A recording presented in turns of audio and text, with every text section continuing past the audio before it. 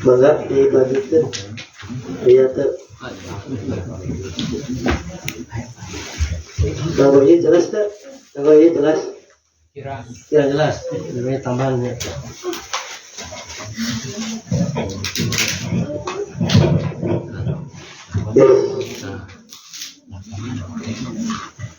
Assalamualaikum warahmatullahi wabarakatuh. Waalaikumsalam warahmatullahi wabarakatuh. Bismillahirrahmanirrahim. Alhamdulillahilladzi fardana ala katsirin min ibadihi mu'minin bi wasilatul amin bi hadzal zaman sayyidina wa mursyidina Syekh Muhammad bin Nasir al-Rasul al-Qudus al-Mahdi radhiyallahu anhu. Summa alhamdulillahilladzi an'ama 'alaina wa hajana ila tariqati sufiyah ta'liqal martabatil 'aliyah. Asyhadu an la ilaha illallah wahdahu la syarika lah wa asyhadu anna sayyidana Muhammadan abduhu wa rasuluhu alladzi la nabiyya ba'dah. Allahumma shalli wa sallim wa barik ala sayyidina Muhammadin sallallahu alaihi wasallam Nabi Abdullah wa ala alihi wa sahbihi wa sallam ila yaumil qiyamah wa ba'du. Ya Rabbi sayyidina wa masyidina Syekh Muhammad bin Nasir wa Rasul ta'alqutu basawajani al-hadir wa tuqasu salam wa qawmi ulumi wa sallallahu wa barakatuh fi dharin Jazakallahu khairan fi dunya wal akhirah wa sallallahu kullu shay'in lahu al-fatihah.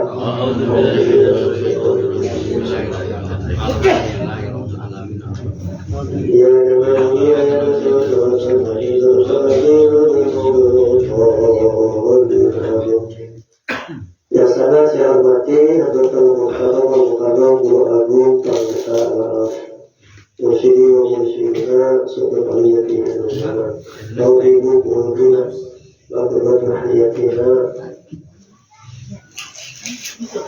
Al-Mukarramin yang saya hormati para kiai, para ahli, para ulama, servis Mubalik, Mubalik, Ikhwan Akhwat Hadirin wa hadirat, para pecinta sejati jiwa yang sedang menjalankan keikhwanan.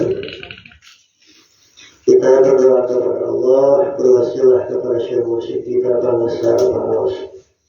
Semuanya yang hadir, yang mendengar, yang menyimak dengan kejiwaan Rahmannya Bangsa Allah, aku yakin Allah memberikan anugerahnya, Allah memberikan pertolongan kepada kita semuanya dalam setiap urusan, diberikan panjang umur, sehat walafiat, ditambah soleh dan solehahnya, ditambah istiqomahnya, diberi rezeki yang mudah dan berlimpah, yang datangnya dari segala arah, apapun hajatnya Allah ijabah, segala urusan Allah permudah, dijaga dari segala bala musibah dan keburukan. Al-Fatihah.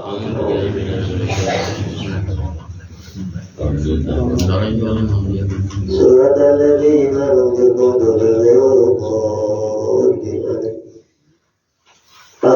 Bapak Ibu yang saya hormati, malam hari ini saya ingin menyampaikan risalah bahasa Arab yang diambil dari kitab Fathul Syukur dan risalah dari ulama-ulama lainnya. Mau direkam silakan, ini penting ya. Saya ingin menyampaikan tentang bab sohbah, ya. Tentang sohbah dan tentang kedekatan murid dengan guru. Nah ini tidak bisa kalau hanya baca halaman. Makanya saya sudah dicirian tandai. Insya Allah saya berupaya untuk memakai kalimat yang bijaksana supaya semua ikhwan tidak ada yang merasa tersinggung. Karena begini Pak, jangan sampai kita mengukur baju orang lain dengan badan kita. Paham ya? Jangan suka ngukur baju untuk orang lain, tapi ukurannya badan kita. Gak bisa. Jangan mengukur kemampuan orang lain itu disamakan dengan kemampuan kita. Itu tidak bijaksana seperti itu. Bahkan begini, Ibnu Athaillah di dalam kitabnya di 106 atau di pasal 106, beliau menyampaikan masyatun aurasta dengan wabtikori khairun bita'atin aurasta izzah wastikbar. Jadi kata Ibnu Athaillah ini sebenarnya mengingatkan bagi orang-orang yang dalam taatnya itu melahirkan kesombongan. Jadi begini bahasanya, perbuatan dosa, tanda kutip ya, bukan disengaja perbuatannya. Ini karena terpaksa, uzur, terdorong karena kondisi dan keadaan, situasi dan kondisi. Maka kata Ibnu Athaillah, perbuatan dosa yang dilakukan seseorang yang pada akhirnya melahirkan rasa rendah diri dan butuh kepada rahmat Allah, butuh kepada ampunan Allah, khairun itu adalah lebih baik min ta'atin daripada ketaatan yang melahirkan kesombongan, melahirkan rasa ujub, bahkan lebih parah melahirkan sikap merendahkan orang. Itu yang tidak diharapkan, bahaya. Jadi perbuatan dosa yang seperti itu masih lebih baik daripada taat tetapi melahirkan kesombongan. Tapi tentu ini tidak menimpa setiap orang. Tetapi kalau ada kalimat hikmah seperti ini, karena hikmah itu kan pengalaman perjalanan seseorang. Artinya ketika Ibnu Athaillah berjalan selama hidupnya, menemukan pengalaman, kemudian dibikinlah kalam hikmah yang tujuannya mengingatkan jangan sampai ketaatan yang kita lakukan melahirkan kesombongan. Hati-hati. Saya ingin membahas tentang sohbah dan qabithah. Orang-orang yang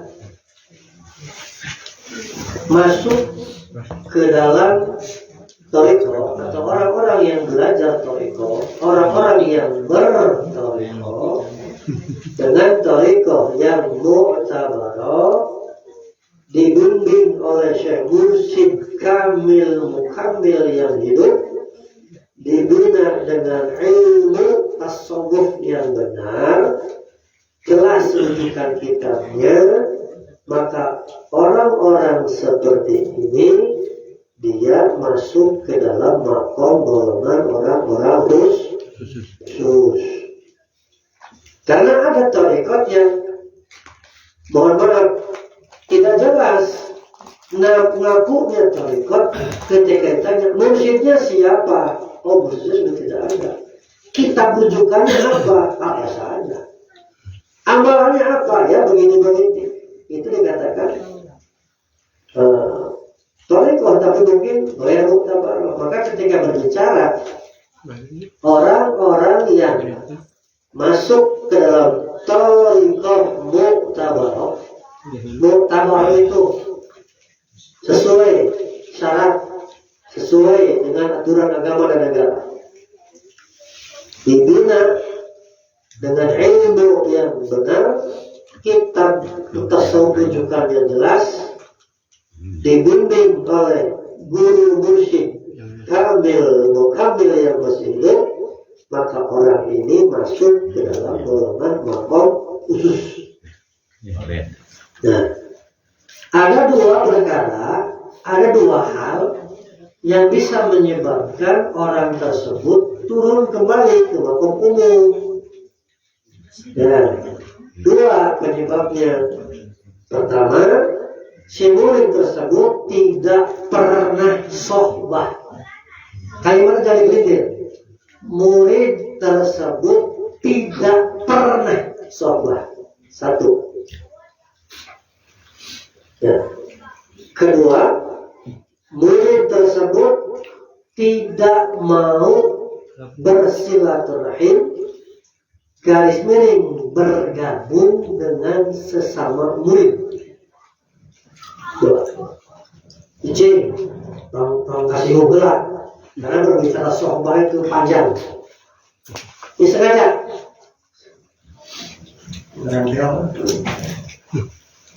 Ini saya sengaja karena begini Pak, yang saya bimbing melalui handphone itu bukan hanya orang-orang dekat. Ada yang di Bali, ada yang di Pekanbaru, ada yang di Batam, ada yang di Padang, di luar pulau. Makanya bahasa saya di dalam menjelaskan tentang ini mesti bijak sana. Nah, Bapak Ibu juga masih seperti itu ketika menjelaskan tentang sohbah, jangan parsial. Oh, parsial. Cukup skala kecil sebagian. Kalau menjelaskan sohbah secara parsial, tidak komprehensif, nanti akan terjadi dikatakan distorsi informasi. Distorsi informasi itu gagal paham, betul lah gampangnya. Jadi ketika menjelaskan sesuatu jangan parsial, mesti komprehensif secara keseluruhan, secara lengkap. Maka tadi saya pernah menyampaikan di sini, di mana berbicara tentang memahami secara komprehensif, tentu tingkatannya sudah disampaikan. Paham secara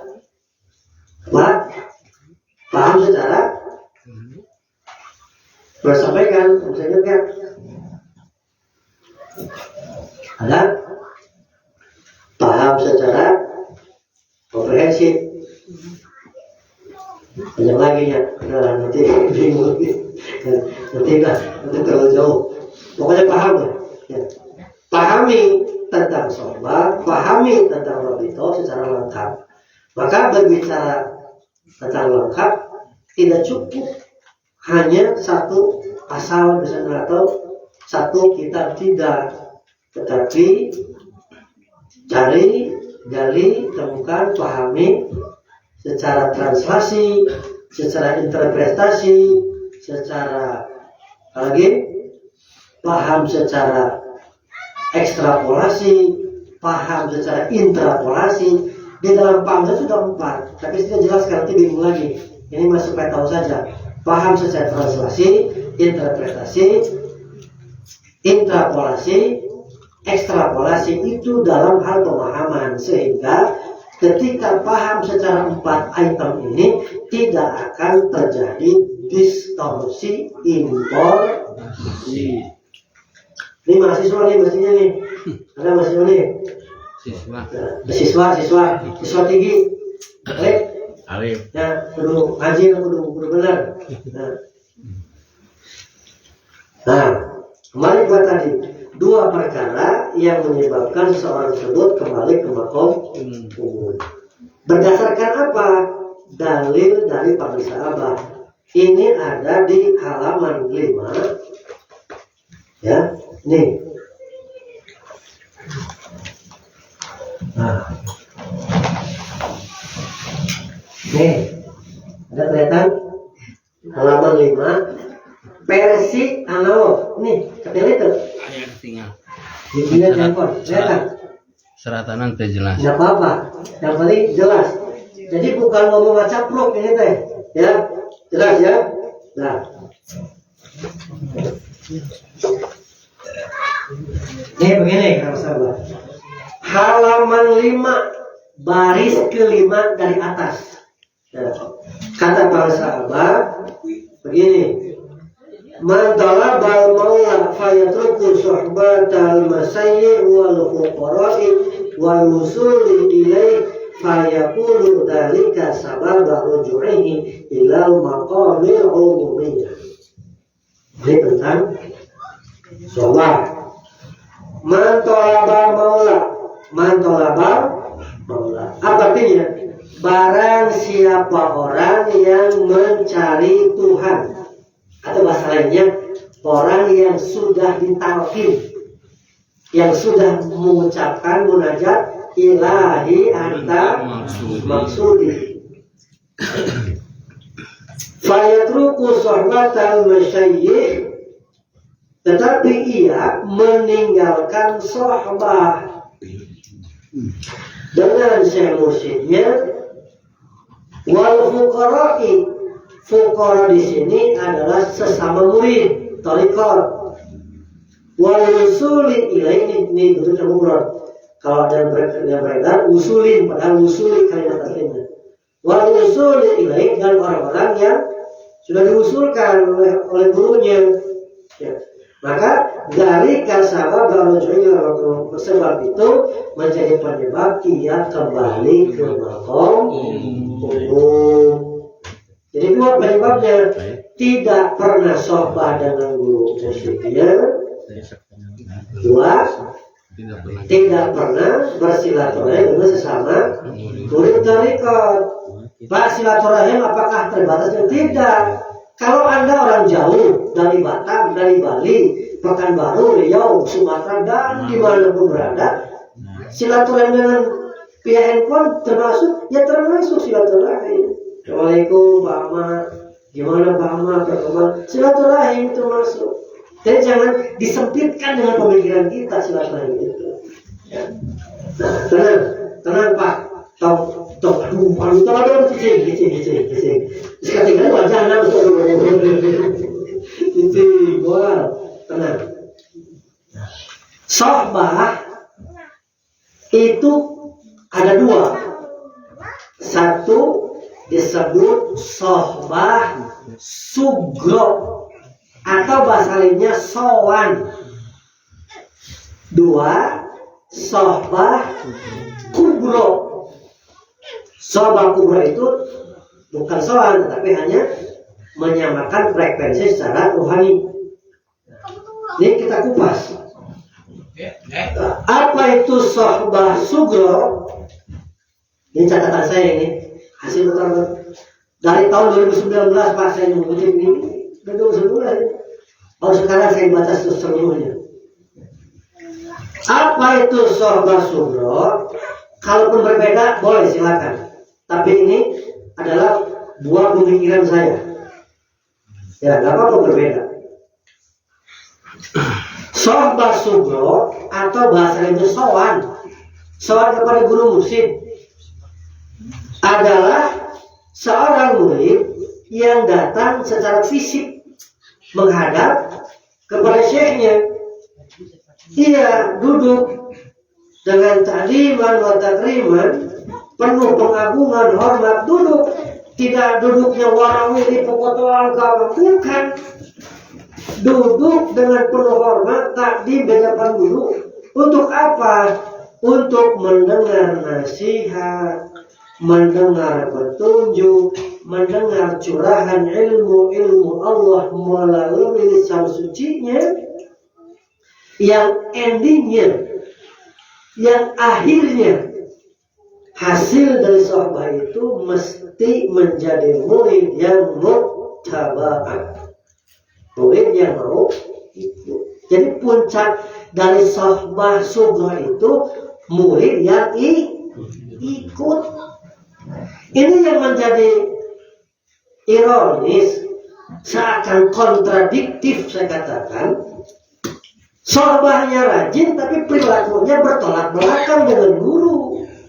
Ini yang disayangkan. Padahal tujuan sohbah yang mana komponennya 3, ijtima, istima, ittiba. Puncak sohbah adalah ittiba.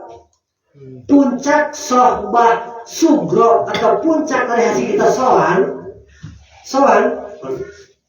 itu untuk bisa ikut. Pak, Apakah sama ketika sahabat datang secara fisik di dalam mengakibat kita datang? Sama, karena di situ terjadi interaksi secara fisik bertatap muka. Abah datang ke Bandung, Abah datang ke sana, ke Jakarta, ke Bekasi. Maka saya ketika di sini merasa H-1 niat sohbah. Ketika di Jagat Aras, Abah datang niat sohbah. Walaupun terkadang saya punya tugas ketika di Jagat Aras mesti mengimami santri dan ngajar kitab. Tetapi saya perginya ke sana karena melaksanakan tugas. Niat saya sohbah. Sama apa? Sama. Jadi bukan berarti sohbah itu mesti ke Sinasan. Tidak, Abah kemana secara fisik kita datang sohbah termasuk. Tentu lebih baik jangan dipelintir nih. Dajjal itu orang suka melintir, dajjal aja teh. Jangan dipelintir. Kemanapun pangersa Abah harus hadir secara fisik ketika kita membersamai datang, maka statusnya murid tersebut sedang sohbah. Sohbah subro. Sampai sini itu jelas. Jelas kan sini? Baik. Sohbah kubro. Sohbah kubro itu adalah ketika seorang murid tidak sowan secara fisik kepada syekh mursyidnya, tidak sowan, tidak menghadap, dikarenakan situasi dan kondisi yang dibenarkan oleh hukum syara, udzur syar'i namanya. Tetapi murid yang melaksanakan sohbatul kubra, ia senantiasa menyamakan, kalaupun tidak menyamakan, berupaya mendekatkan frekuensi ruhaninya dengan syekh mursyidnya. Dengan cara apa? Dengan cara tetap istiqomah, mengamalkan amaliyahnya, melaksanakan petunjuk-petunjuknya, meninggalkan apa yang dilarangnya. Walaupun secara fisik tidak menghadap kepada syekh dikarenakan uzur syar'i, karena situasi dan kondisi, bisa jarak yang jauh, terbatas biaya, terbatas waktu. Jarak tidak terlalu jauh, tapi terbatas waktu, tugas negara. Seperti murid-murid bangsa Abah yang masih dinas di TNI. Mereka ngomong ke saya, Kiai, sebenarnya saya supaya sohbah, tapi nggak bisa karena tidak ada hari libur. Karena sudah jadi perwira, tuntutan tanggung jawabnya lebih berat. Berangkat masuk paling pagi, pulang paling malam. Yang lain, anggota masuk jam 7, kalau perwira jam 6 sudah di tempat. Kalau anggota biasa, Tamtama dan Bintara pulang normal jam 4, perwira baru pulang jam 10 malam. Jadi ketika ada hari libur sudah capek, sudah lelah kami pakai. Artinya tidak ada keterbatasan. Tapi saya sarankan kalau begitu, kalau ada panggisa Abah datang ke sini, ke Bandung atau ke Lampung, kemana, panjenengan ada waktu, berusaha untuk datang.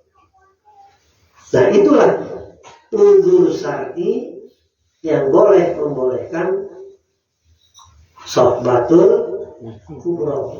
Tidak soal, tetapi boleh. Makanya saya lengkapi. Jangan dipelintir. Dengarkan ini. Jangan mencukupkan hanya sohbah kubro saja bagi murid yang mampu dan ada kesempatan. Jelas? 2. Boleh mencukupkan dengan sohbah kubro saja bagi murid yang tidak memungkinkan untuk sowan, untuk sohbah sugro, karena adanya udzur syar'i situasi dan kondisinya sudah diikhtiari tetapi tidak memungkinkan. Kebayang Pak, orang yang di ujung sana, di ujung Sumatera sana, di Batamnya pelosok Pak. Saya pernah ketemu Ustaz, Masya Allah itu luar biasa Ustaz. Saya sebut nama Ustaz Bani. Ustaz Bani, Assalamualaikum, mudah-mudahan nonton nih dari Batam. Dia ngomong saya, Pak Kiai, saya di Batam, tapi Batamnya pinggiran, yang mana kami hanya dapat listrik kalau jam 5 sore sampai jam 6 pagi. Siang kami tidak ada listrik, dan kalaupun kami untuk nyebrang ke desa tetangga, kalau tidak punya kendaraan tidak bisa karena harus melalui rawa dan kebun-kebun. Tapi beliau ketika ke sana datang, dia kenal saya tapi saya tidak kenal. Alhamdulillah ketemu Pak Kiai. Saya bilang, Bapak siapa? Karena memang tidak kenal. Bapak tinggi besar orangnya. Saya Bani Pak Kiai. Bani dari mana? Memang tidak tahu saya.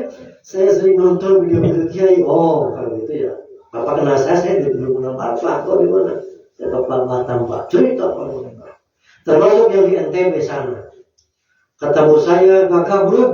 Tahu Kakak Bro? Ya Pak lupa. Alhamdulillah ketemu. Saya nonton sering video-video Bapak. Itu terima kasih banyak mencerahkan. Saya bilang itu dari bangsa apa? Bukan dari saya. Saya semata menyampaikan yang ada dalam kalam-kalam beliau saja. Nyobek bla bla bla dari NTB jauh. Kan pertanyaannya, mereka-mereka yang di luar pulau untuk bisa datang ke Sinarasa, perjuangannya luar biasa Pak. Butuh uang jutaan itu Pak. Saya paham itu. Terbang dari NTB, Jakarta, nyambung ke sini, nyambung naik bis atau terkadang naik kereta ke Tasik, panjang dan pengorbanannya luar biasa. Maka ketika mereka datang, wajar kalau para sahabat sangat mengapresiasi orang-orang yang di luar pulau sana bisa datang. Apa? Mengingat pengorbanannya yang sangat banyak. Masih terkatakan, jangan suka ngukur baju orang lain dengan badan kita. Kita yang dekat, ya punya kesempatan, punya biaya, mungkin bisa tiap bulan, bahkan sebulan bisa 2 kali 3 kali. Karena Allah menempatkan kita seperti itu. Makanya syukuri bukan jadi alat kesombongan. Jadi nuding-nuding orang lah terlalu gitu. Kan orang tidak sama. Dekat jaraknya tidak terlalu jauh, hanya perjalanan motor 4 jam misalnya. Tapi kalau dia tidak punya uang, apakah bisa ke sana? Tidak bisa. Ya, makanya mesti bijaksana. Makanya jangan dipelintir ini. Berdua. 1, ulangi. Jangan mencukupkan sohbah kubro saja bagi murid yang mampu dan ada kesempatan. 1. 2. Boleh mencukupkan sohbah kubro, tidak melaksanakan sowan bagi murid yang uzur syar'i terbatas segalanya. 3. Sengaja meninggalkan sohbah sugro, sengaja meninggalkan sowan kepada guru bagi yang mampu, kesempatannya ada, adalah dosa besar. Bertanggung jawab saya. Ketika saya pendidikan di tahun 2013, Pak Sama menyampaikan ada 3 dosa besar seorang murid dalam tarekat. Ini tema sahabat ini. Dulu baru masih ingat Ibu Ani. Kata Bang Sahabat, dosa besar manusia, bukan murid manusia berdosa besar ada 3. 1, yang tidak punya guru mursyid. Walaupun dia tukang ibadah, kalau tidak punya guru mursyid, dia tetap punya dosa besar. Kedua, orang yang sudah punya guru mursyidnya meninggal, dia tidak berupaya melanjutkan tarbiyah ruhiyah, mencari mursyid pelanjutnya, berhenti stang, artinya dia berdosa besar. Yang ketiga, dia punya guru mursyid yang masih hidup, tapi dia tidak pernah sowan kepada gurunya. Yang tiga, nah tadi nomor 3, sengaja meninggalkan sohbah. Sudah, artinya sengaja meninggalkan sowan kepada guru mursyid. Bagi murid yang mampu, ada kesempatan, situasinya memungkinkan, itu adalah dosa. 4, terus menerus meninggalkan sohbah sublah, terus menerus sowan, meninggalkan sowan, terus menerus. Sowannya manakiban, tidak pernah datang. Hari biasa, abah ke Jakarta tidak datang, padahal dia orang Jakarta misalnya. Abah ke Lampung tidak datang juga, padahal dia orang Lampung misalnya. Abah ke Jawa Tengah tidak mau menghadap, datang kepada abah di sana, ya. Jadi sama sekali dia meninggalkan sohbah, sama sekali meninggalkan sohbah. Maka hal ini yang menjadi penyebab dia kembali ke makom. 4 poin, jangan dipelintir. Ya. Tadi di halaman 5, man talabal maula fa yadruku sabat al masyayikh wal fuqara wal muslimin fa yakunu dzalika sabab rujui ila maqamil umum. Bapak Ibu yang di sini di Bandung misalnya, tapi situasinya Pak, ini Pak, saya orang lapangan belusukan ke wilayah Jawa Barat bagian timur, Cirebon, Kuningan dan sekitarnya. Ternyata ada murid-murid bangsa Abah yang mereka cinta kepada bangsa Abah, rajin amaliyahnya, tetapi Allah menempatkan dia secara ekonomi dia sulit, Pak. Jangankan untuk kesinarasa, katanya. Pak, kalau untuk kesinarasa, kalau saya digratisan saya mau, Pak. Tapi kalau untuk berangkat sendiri saya belum bisa. Apa profesinya? Buruh kasar, tukang derep, tau ngerti bener, derep teh buruh panen, monan tandur, gitu, mun panen, mun macul, sabdung sabaraha kali 50.000, sabdung, di jam 7 nepi ka jam 12, 50.000, lamun aya pagawean, gitu, oke. Kalau tidak ada, ya tidak ada.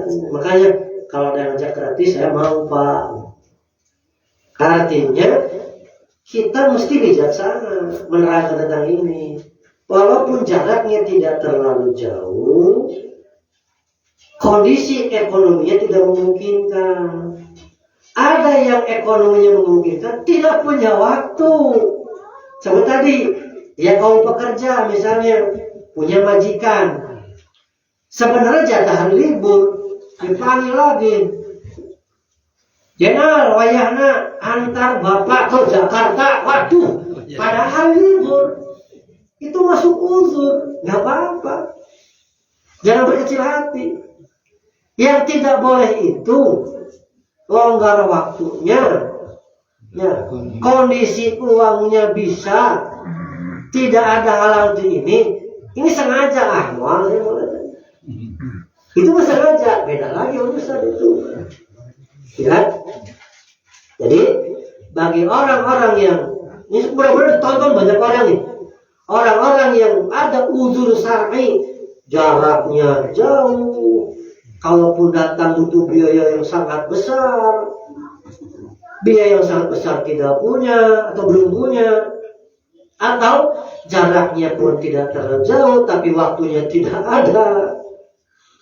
Waktunya ada tetapi keuangan tidak memungkinkan, itu uzur semuanya. Jangan berkecil hati, ya, terimakan saja. Caranya bagaimana? Kalau kita di posisi seperti itu, wayahe, kata orang Jawa, wayahe. Mesti apa? Mesti rajin amaliyahnya. Karena ketika dia rajin amaliyahnya, sesungguhnya dia sedang menyamakan frekuensi rohani dengan gurunya. Rajin amaliyahnya. Itu tertolong. Yang repot itu amaliyahnya malas, sofa pun tidak. Itu yang repot. Ya. Nah, baik.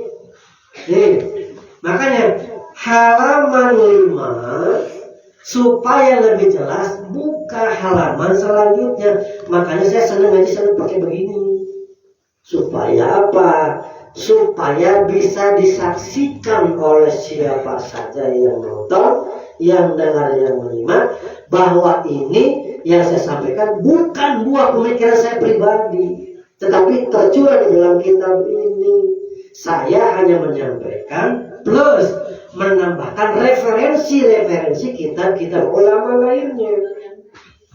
Nah, Pak Heri, kalau jadi seorang dai mesti jangan uper. Tahu uper? Tahu uper? Kurang perbendaharaan ilmu. Nanti kalau kurang perbendaharaan ilmu, baru assalamualaikum nggak ulang. Aduh, namanya bayangkan ilmu kita nggak ulang teh. Karena apa yang disampaikan tidak ada, akhirnya ngomong lain-lain, gitu. Ngaco ngomong ngaco. Ngaco kan itu ngomong teh. Nah, ini yang menjadi optimisme kita semuanya, orang-orang yang tidak bisa intens selain kepada para sahabat. Ini ada optimis, ada roja. Roja itu pengharapan. Ada di halaman 11. Buka. Di awal ada begini. Fa'idha dzakara muridu sayhahu tara qalbuhu ilaih. Ketika seorang murid ingat kepada guru mursyidnya, maka ingatan rohani murid tersebut datang menghadap kepada gurunya. Sekali lagi, ketika seorang murid fa'idha dzakara muridu shaykhahu tara qalbuhu ilaihi. Ya. Jadi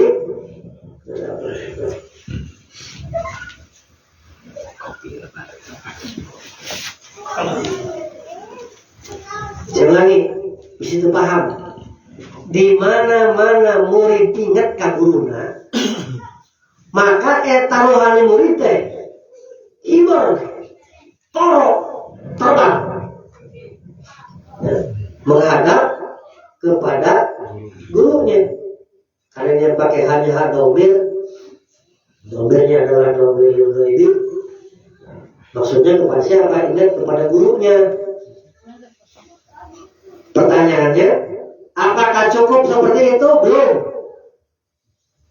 Karena ciri ingat itu bukan hanya kita menyampaikan uluk salam, tetapi mesti mengamalkan amaliyahnya, membiasakan kebiasaannya, mengikuti petunjuknya, mencegah yang dilarangnya. Itu ciri ingat. Tuh ingat Ka'bah, tapi tak ada yang pikir. Misalnya, tekaci, ibu Ali tekaci kalau gitu mah. Tak naik sholat sunat misalnya, tak naik ngamalkan amal bersama. Dan abdi dia ingat, teh pohon teh ka guru. Dan ingat ka guru mah ngamalkan amalan anak, ngabiasakan kebiasaan anak, mencegah apa yang dilarangnya, mencintai apa yang cintainya. Ciri ingat eta seperti itu. Kejadian ini bisa diklarifikasi lah di sana, Suka miskin itu dari mana? Antapani ya. Antapani itu atas misalnya. Ini oknum, karena kutip ya. Kan, kenapa kagak kunaon teh salat Jumat? Kalau kegelitaran wae. Nu penting mah ieu wae inget hatena ka Allah. Justru bukti ciri ingat hati kalau itu sholat. Lain ninggalkan sholat. Lamun ninggalkan sholat, ciding teker ingat. Fa'akimi sholat, lirik ngadegkeun sholat supaya keinget eta teh. Berarti kalau udah ke sholat, keinget. Nah, si tangki begitu. Tetapi tidak semua sholat itu ingat Allah. Khusus hanya orang yang sudah ditalkin. Nah, kembali ke tadi, faidah dakala murid sekhohu tara qalbuhu ilaih. Di mana murid ingat ka guruna, maka ingatan teh ruhanina kibar menghadap kepada guru. La masafat bainal muridu wa sayyikhahu wa sayyikhihi. La masafat, tidak ada jarak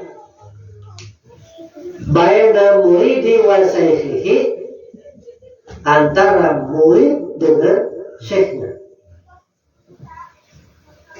Makanya kenapa kita ada salam ya. Assalamualaikum ya.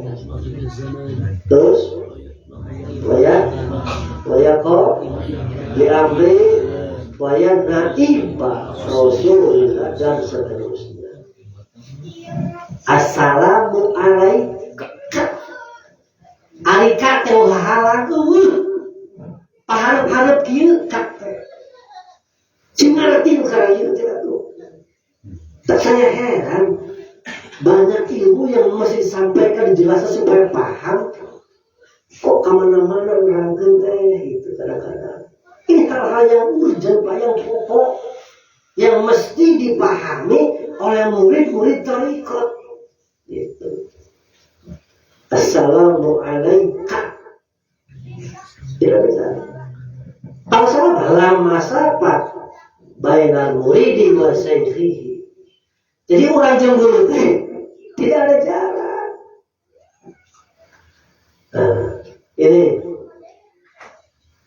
laisal qurbul masafat wa laisal budul masafat. Sesungguhnya bukanlah dekat itu adalah dekatnya jarak, dan jauh itu bukanlah jarak. Kalau bahasa Abah, jauh bukan kilometer, dekat bukan milimeter. Inamal qurbul qalbi wa bu'dul qalbi. Dekat itu adalah dekatnya hati murid dengan gurunya, jauhnya murid itu jauh hatena jeung muridna. Saya tadi sampaikan, kalau murid itu nurut, tumut, patuh, rajin, mengamalkan istiqomah, nuturkan guru, ikut guru, maka terjalin kedekatan secara rohani antara murid dengan gurunya. Tadi bagi orang yang tidak bisa sohbah syuhra karena terbatas jarak, situasi dan kondisinya tidak memungkinkan, ambil kesempatan ini, rajin amaliyah, maka tidak ada jarak. Paham? Ngertos buatan? Ada nangis. Aduh, kayak paham orang itu. Bye-bye. Versi lupa lagi ya ngaji. Tarik kemana-mana. Dan yang pokok. Bukan tidak bisa. Saya orang entertain. Ngaji biasa 2 jam sapanggung. Pernah saya ngaji Pak, diundang oleh thariqat yang lain, di ujung ke atas itu. Saya pikir ngajinya mau jam 11, ngaji jam 1 pagi, bayangkan. panggung dan wis datang didinya amalia heula we sorangan ngaji untuk ngisi keilmuan di para jamaah pengamat rekod lain cek ngarehanana penjelasannya bisa membantu. Ngaji berapa jam setengah Pak Bayu, setengah tilu balik gitu. Umur-umuran ngaji. Aduh, pernah Mas ya, Pak Heri, lain bohong gitu, lain cuap-cuap. Saya juga orang panggung gitu. Jam 1 pagi Pak naik panggung sampai setengah 3 pagi. Tapi itu jamaah naragakan loh jamaah teh. Naragakan banyak nih wajib. Di ujung ke atas itu pernah bilang. Karena bukan manakiban itu mah tablik akbar. Mubalik nanti hanya 2. Yang maju pertama mubalik dari kalangan sendiri, tokohnya saya meneruskan. Artinya sama-sama PO-bis, sama-sama satu jurusan tapi beda PO-bis. Saya menjelaskan dengan cara saya. Saya punya guru mursyid, awas guru mursyid saya sih. Gitu. Versi awas seperti ini. Dan begini Pak, memang benar itu saya menemukan bukan katanya. Robitoh cara mereka di luar diantaranya kelihatan foto guru. Mau sholat ya? Begitu. Bapaknya terhula versi jangan disalahkan betul rekod orang lain itu bisa aja ya tidak menyalahkan rekod orang lain itu. Nah, kembali ke tadi bahwa tidak ada jarak antara murid dengan guru mursyid karena jauh itu bukanlah kilometer, dekat bukan milik. Jauh jarak, jauh dan dekatnya kedekatan hati murid dengan guru mursyidnya. Syukuri orang-orang yang bisa datang soal secara fisik dan rajin amaliyah, itu yang diharapkan. Kalaupun belum bisa soal dengan istiqomah, wayai Pak, wayai sing rajin amaliyah. Karena tadi dekat guru itu bukan dekat jarak, bukan dekat fisik, tetapi kedekatan hati.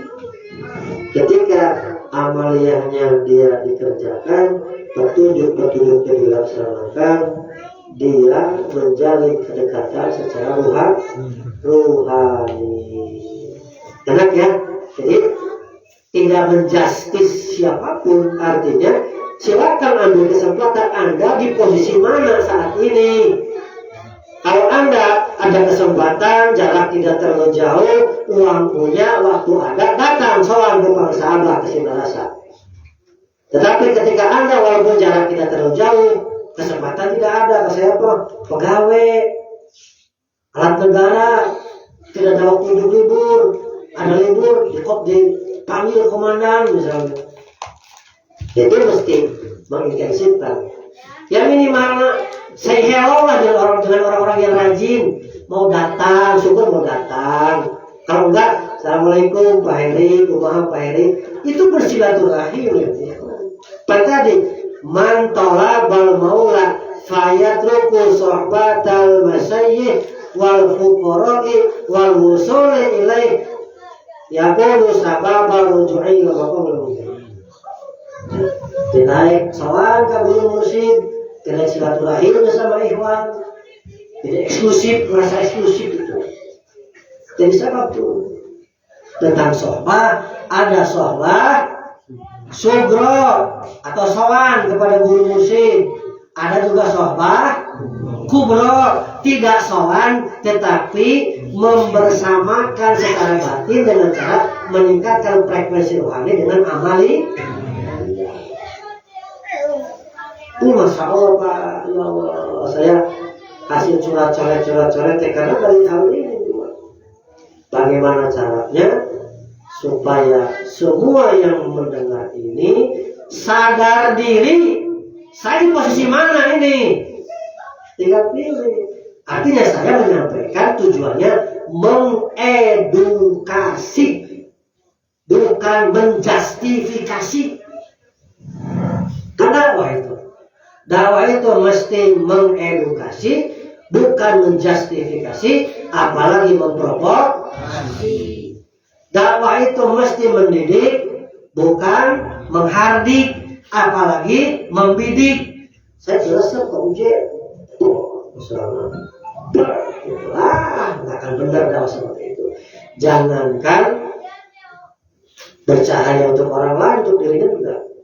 Nah, kan niatnya sudah baik, tidak baik ini. Saya menyampaikan kuat kemarin. Yang menolak aja pesantren di madrasah bangsa sahabat. Ilmu itu seperti kuda balap. Tahu kuda balap? Wah, kenceng lari dari kuda balap. Etika adalah tali kekang kendali. Seorang yang berilmu tapi tidak beretika sama dengan dia putus tali kekangnya, maka dia akan jatuh ke dosa. Bageula mah sopan terus jadi mubalik, geus ngomong di porong laki mau jadi patetang peteng, kasaluheureun teh misalnya. Wah, ada semua orang biasa tukang ngaji gitu. Dan mana yang bakal nyuksuk seiring waktu gitu mah. Ya, kita mau tetap kepada siapapun tetap kita mesti beretika. Apalagi kata beka saluheureun, ulah kasasdeun sasama, ulah pasea tahanapun ulah ngahina leka jangan menghina. Kapake miskin sing naik merek sakit. Tapi bimbingan tarekat. Barang siapa yang bertambah akhlaknya, maka bertambah di dalam bertarekat. Tadi tentang sohbah dan robito sudah disampaikan, ya. Mudah-mudahan bisa dipahami dan bisa memotivasi dan sadar diri. Ya, sadar diri berarti di posisi mana ya? Oh, saya tidak bisa tiap bulan kepala sahabat. Ya sudah, untuk amalnya. Tapi ketika ada kesempatan, buru-buru sholat kepada kepala sahabat. Hadanallahu wa iyyakum ajma'in. Assalamualaikum warahmatullahi wabarakatuh. Waalaikumsalam warahmatullahi wabarakatuh.